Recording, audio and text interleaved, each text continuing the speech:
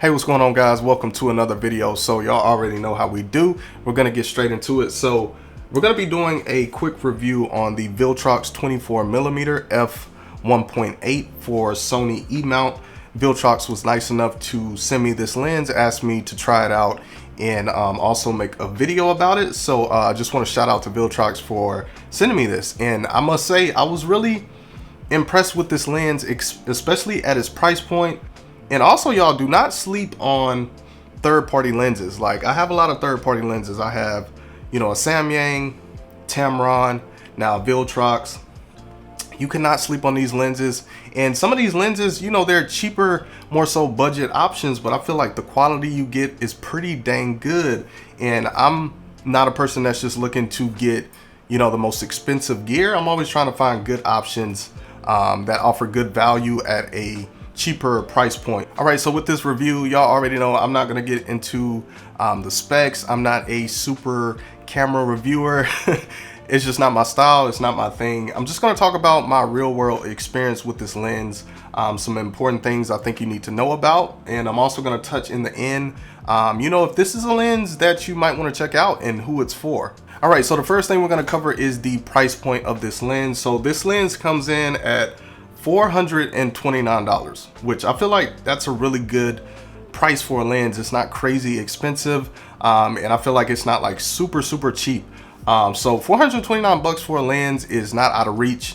It's something that even if you're a beginner, you should be able to afford a lens like that. Do a couple shoots, maybe just one shoot, or just save up from your job. So the price point is really good. Now, the next thing we're going to talk about is just going to compare this to some other options that are out there. So these are just two other options that you might want to compare to this Viltrox 24mm, and you can see they are very pricey, especially the Sony lens. And that's why I was kind of saying in the beginning, with these third-party options, they're more so cheaper type lenses, but I feel like the quality is pretty dang good. So if you're thinking about making a purchase for a 24mm, let's say you're thinking about the G Master at almost $1,400.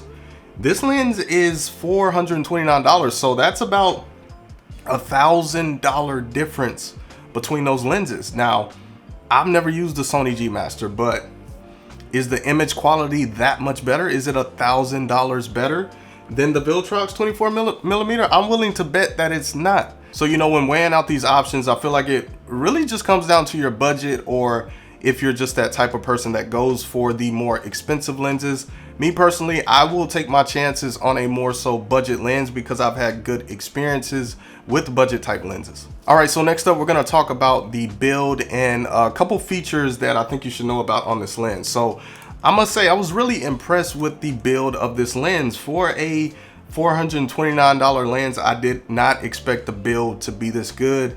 It has like a nice metal construction. Now, when comparing this to, like my Samyang 45 and also my Tamron 28-75, the build of those lenses, it feels more so on the cheaper side, but this really feels like a high quality lens. If you have it in your hands, it has some weight to it. The build is really nice. So just from a quality perspective, I think it looks way more high quality than the price of the lens. So I really like how it's built. And a couple features on this lens. So you have the aperture ring. This isn't something that I use, but some people may like using aperture rings. I personally don't really like using them. And it also has a USB-C port right here. So this is how you upgrade the firmware of your lens. Like for my Samyang, I had to purchase a dock, so I had to spend more money to get the dock to upgrade the lens. So I like that it has this port. You could just plug it in the lens and upgrade the firmware that way. All right, so next up, we're gonna talk about the autofocus. So autofocus for me is very important. I need a lens that can just perform really good, and I don't have to worry about missing focus and things like that. It's very important to me. I don't have too much to say about the autofocus, but I will say that the autofocus with this lens is really snappy. Like I said, I was really impressed with this lens at this price point. I feel like the autofocus isn't too far off from like my Sony 85, which is, a Sony lens, which you would expect the autofocus with a native lens to be better than third-party lenses. But these third-party lenses like Viltrox, Samyang, Tamron, their autofocus can really keep up. It's really snappy. And I didn't have, a lot of photos that are out of focus. The autofocus was able to keep up. I used this during a wedding. and also an engagement session. So this is tested in the field with real world type shoots that a lot of photographers are doing, and it performed up to my standards, and I was really happy with the results I got as far as autofocus. So next up, we're going to talk about photo quality, which I know a lot of people want to know about this when purchasing a lens. Me being one of those people, I want to see what the photos look like, if this lens, you know, compares good to, you know, Sony native lenses, or even how does it stack up against more expensive lenses. So I'm going to put pictures on the screen for y'all, but I think the photo quality looks pretty good. You know, this lens was sharp. The colors look good. I love just the perspective of this lens. This is a very unique focal length. So I'm not one to shoot really with wide angle type lenses. I think the widest I have is, you know, my Tamron 28 to 75, and I don't really shoot at the 28, you know, millimeters. So this was in the beginning, it looked kind of weird to me shooting with this lens, just how much of the scene I could see, and you know, it was challenging with my compositions and stuff like that, but I loved it. You know, just playing around with this 24mm focal length. All right, so my final thoughts on the Viltrox 24mm. I definitely think if you're into more, you know, shooting wide angle type portraits, or just want a wider focal length, you should definitely check out this lens. And I'm not just saying that. Like I said, I tried this in the field. I'm gonna be using this a lot in the future. This is a unique focal length. You know, it's not something that I feel like you use for every type of shoot, every situation. It's very unique. It's a very wide type lens, so you show a lot of the scene, and I like that challenge because I'm usually shooting with longer focal lengths like the 85, and that's on my camera about 90% of the time. So this was a challenge, you know, using this 24mm.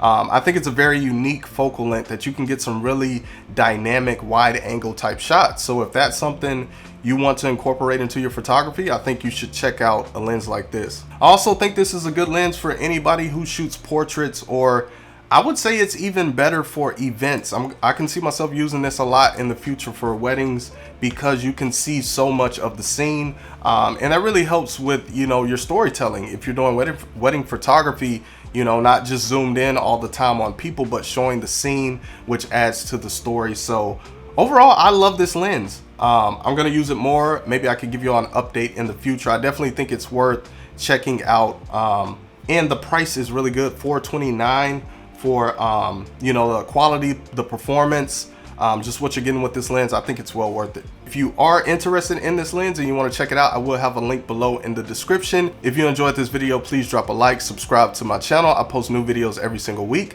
I will see y'all in my next video. Peace.